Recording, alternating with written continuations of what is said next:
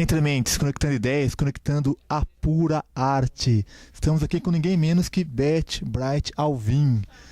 Para quem não conhece, ela vai dizer um pouquinho da história dela, de quem é essa grande artista, essa grande poetisa. Oi, bom dia, obrigado, Entre Mentes, sempre pelo apoio que vocês dão para todos nós, para o Vale, para São José. Eu sou de São Paulo, nasci em São Paulo, e eu descobri há pouco tempo que eu sou da geração que chama Baby Boomer, pós-guerra, que é da Peace and Love, né? E que todo mundo depois virou, parece um pouco hipster, não sei o quê, mas eu ainda me pauto pelo Peace and Love, né? Paz e amor. Eu nasci na década de 50. E nasci lá, cresci, estava dizendo agora há pouco, pisando no cimento, né? Meu pai, que foi embora muito cedo, ele era admirador da cultura norte-americana, então eu cresci esse pouco tempo que vivi com ele, ouvindo Glenn Miller, Nat King Cole, e ele era uma pessoa muito trabalhadora. Eu sou a caçula de 3 irmãos. O meu irmão mais velho morou comigo no final dos dias dele, alguns anos depois que a mamãe se foi, e me ensinou muito, Eu tenho um pouco a trajetória com a arte com um primo meu, que quando o papai morreu muito cedo, eu comecei a ser criada com um primo meu, que chegou a tocar na Jovem Guarda. Então eu convivi muito com música, sobretudo, desde pequena, e nós imitávamos Rita Pavone nas festas familiares. Era uma família grande que depois foi criando seus subnúcleos, né? Então, que seguiu na arte mesmo sou eu. Fala um pouquinho sobre a Beth escritora, as suas obras literárias pra gente. Então, eu até pensando um pouco nessa entrevista para me localizar até mesmo eu mesma na minha vida e meu percurso, lembrar um pouco de como é que foram as coisas. Eu primeiro comecei desenhando. Desenhava muito quando pequena.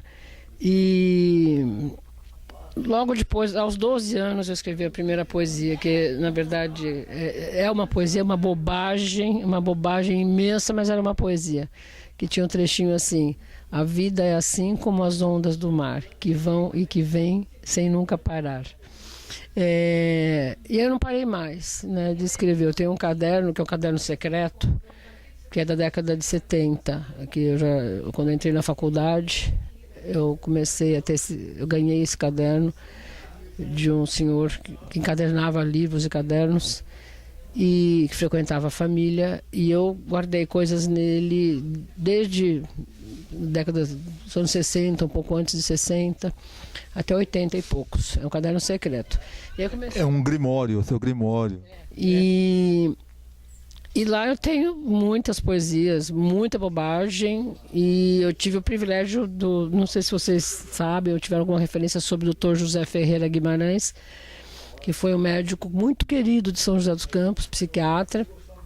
Eu fazia sessões de psicoterapia com ele, e ele lia meus poemas e me dava sugestões. Ele inclusive patrocinou meu primeiro livro, que foi em 87, o Mitos e Ritos, aqui em São José. Mas antes disso, quem me fez encarar a poesia como poeta foi a Dirce Araújo, uma grande madrinha, uma grande amiga, grande querida. Tenho verdadeiro amor pela Dirce.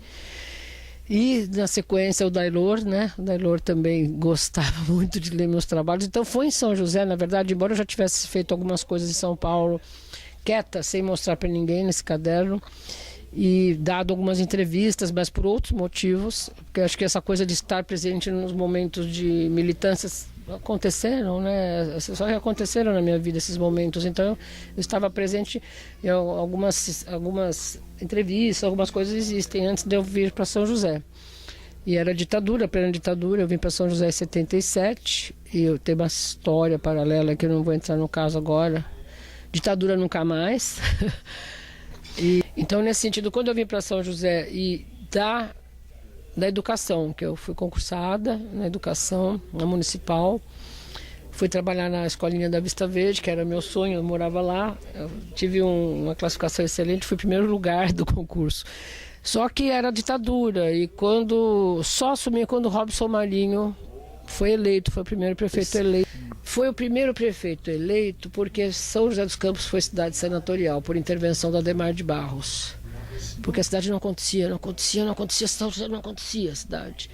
E aí Oswaldo Cruz, aquela época sanitarista. Adhemar de Barros foi o interventor que criou São José, fez São José se tornar a instância climatérica para tratamento da tuberculose. Não tinha muito a ver, tinha só mito das serras e tal. Mas era para a cidade existir. Foi criado essa fama, né? Isso. Foi criada mesmo, foi uma intervenção. E São José teve intervenções a vida inteira. E aí eu fui convidada a trabalhar na cultura pela secretária da Educação.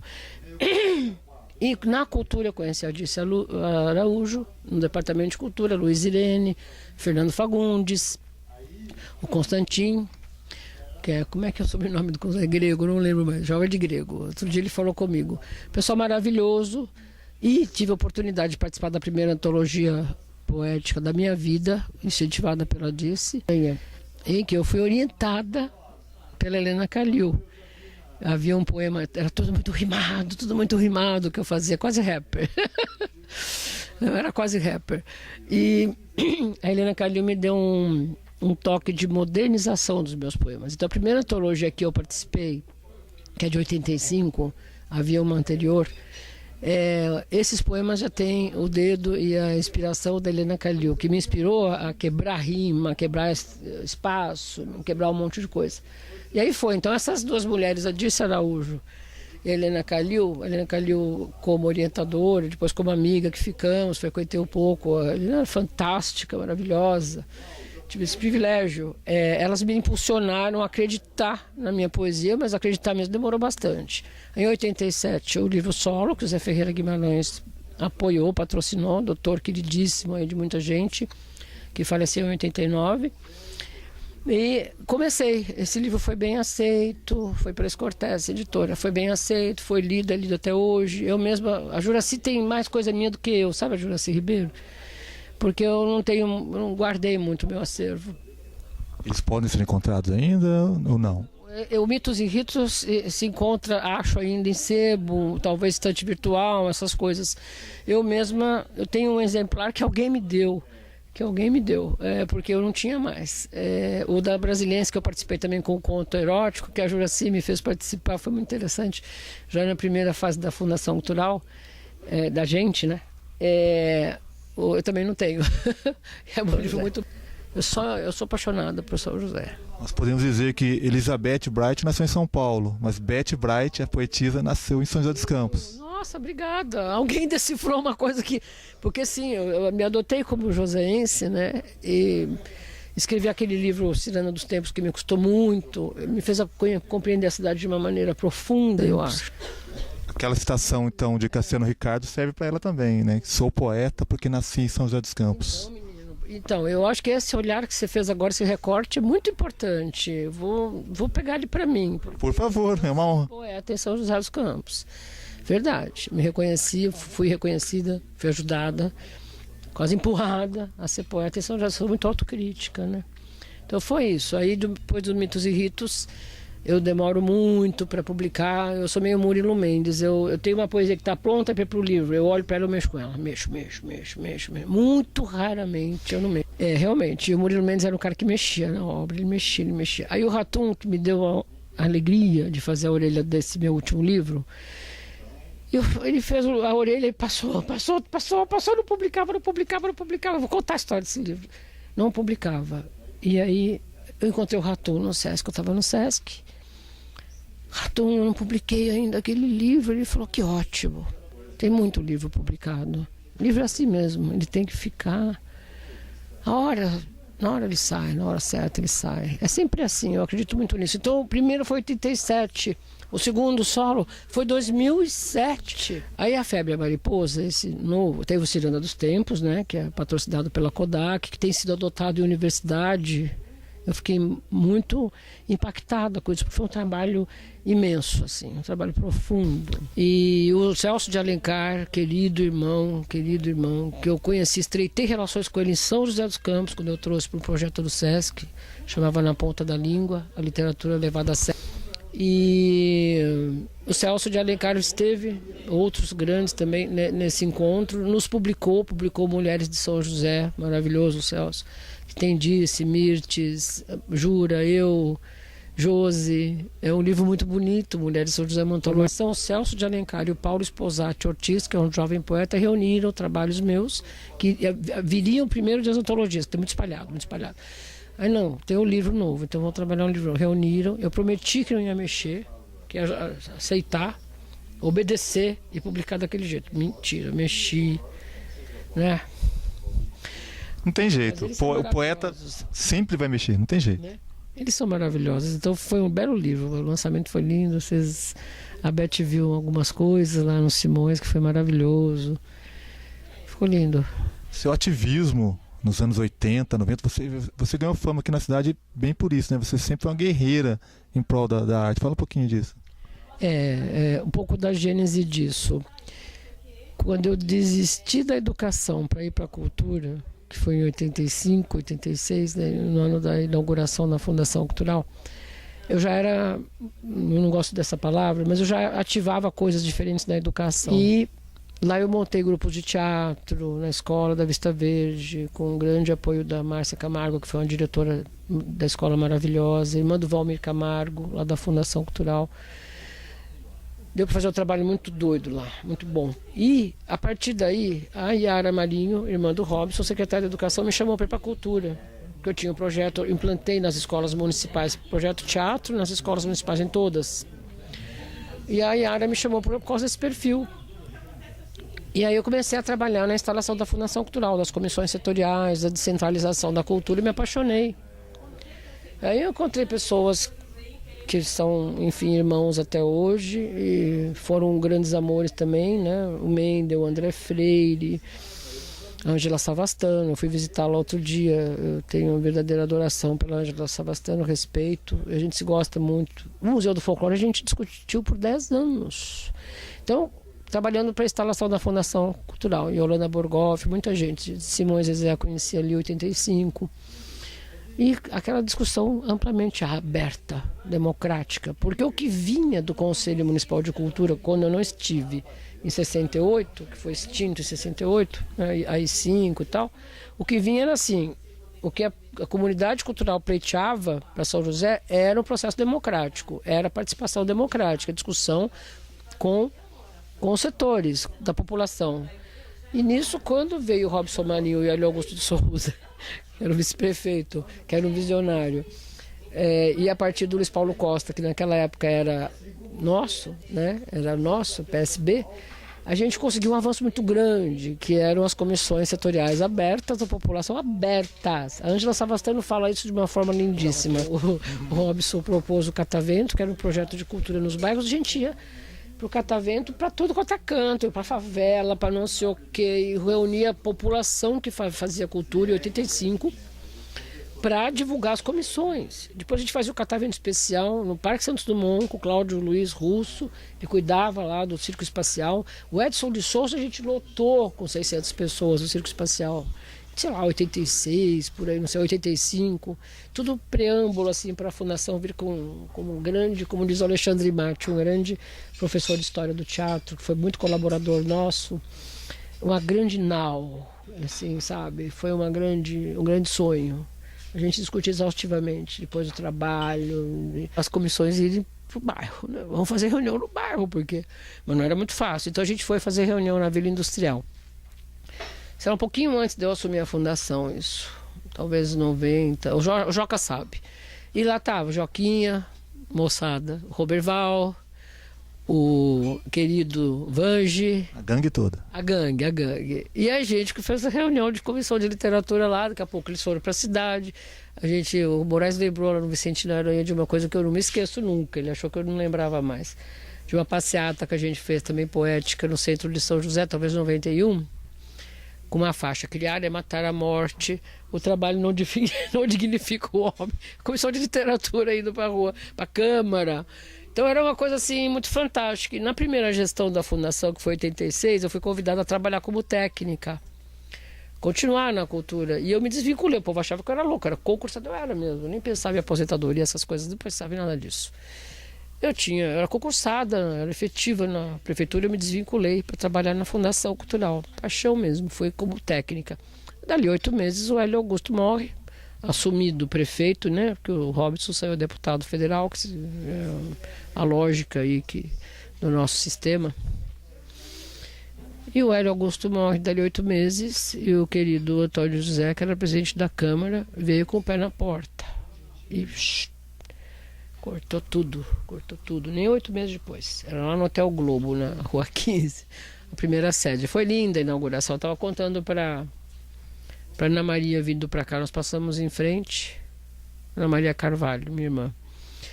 Passamos em frente ao Hotel Globo. Nossa, a gente fechou a rua, assim, a gente fez performance. Teve um poema meu que foi falado. O Beto Quadros, que foi o primeiro diretor.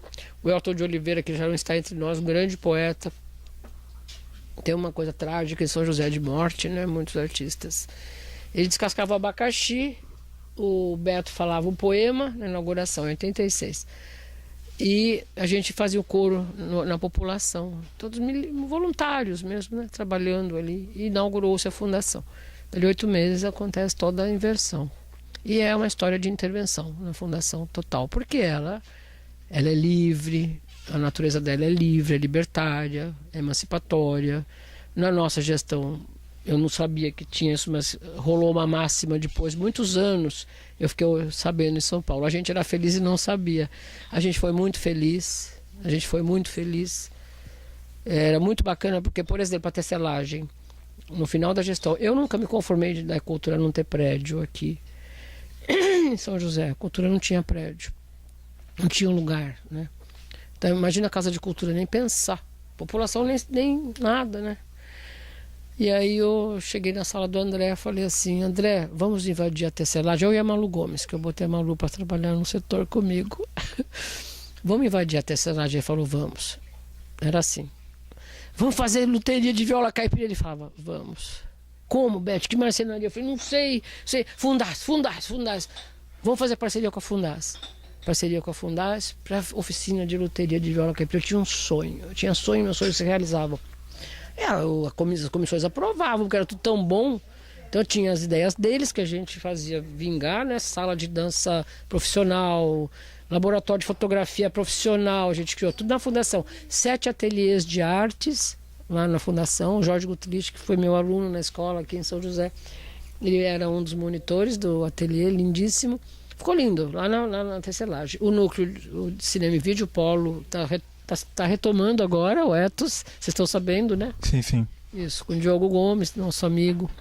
Depois ele foi trabalhar em Diadema comigo, mas o núcleo de vídeo trabalhava até de madrugada, aí a gente criou a Festa Vale, depois o Festival, e aí foi Piraquara, foi tudo.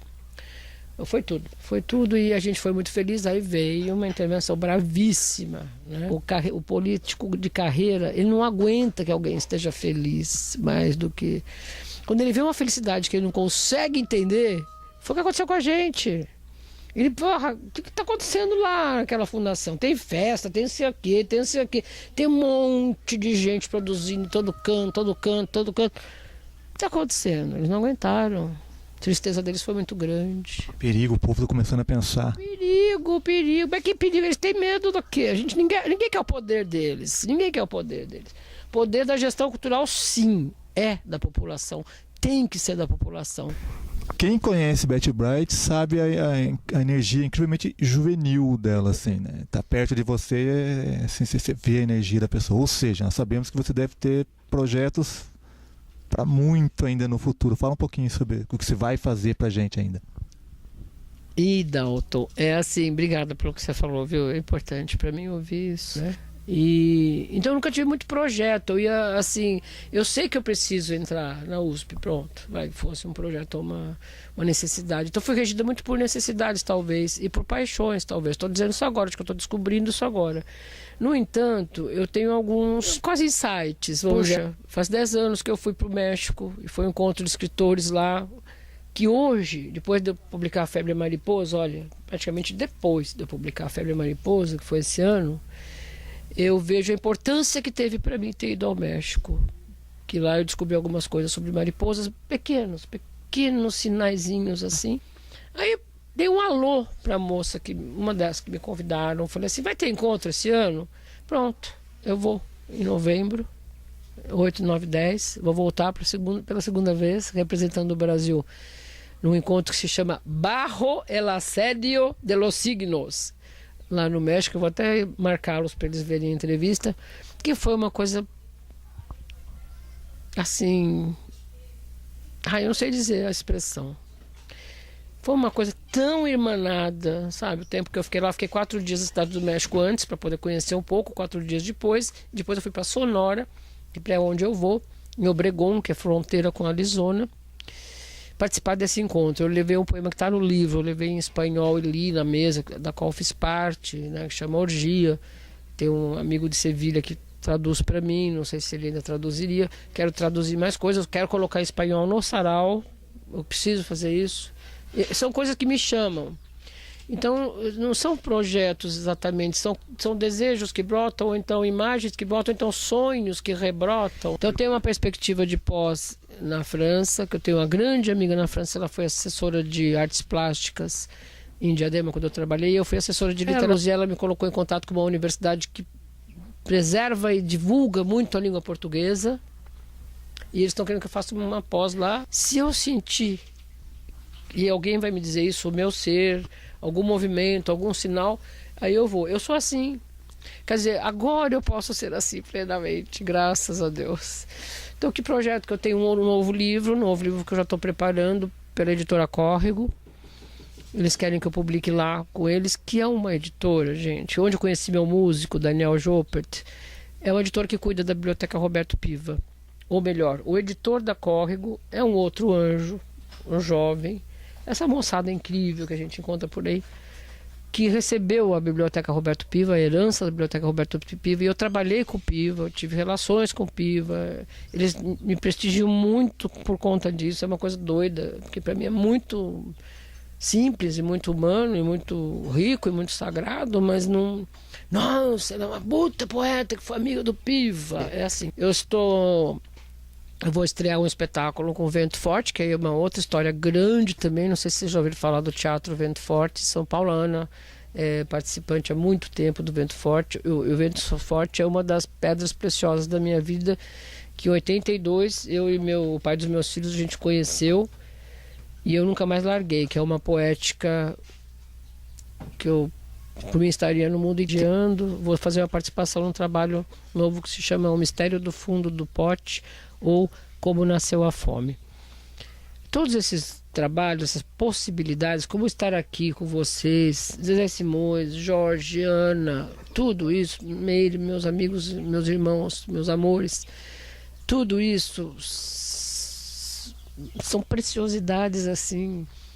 Eu me sinto muito privilegiada, muito. São preciosidades que surgem na vida da gente porque as almas cruzam ou se reencontram, né?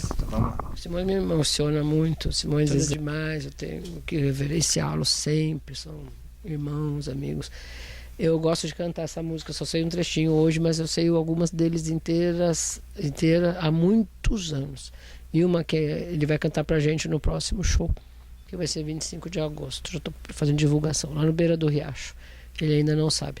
Mantiqueira, minha serra, minha gente, minha terra, e viva Entre Mentes, viu? Nossa, tô apaixonada pelo Entre Mentes.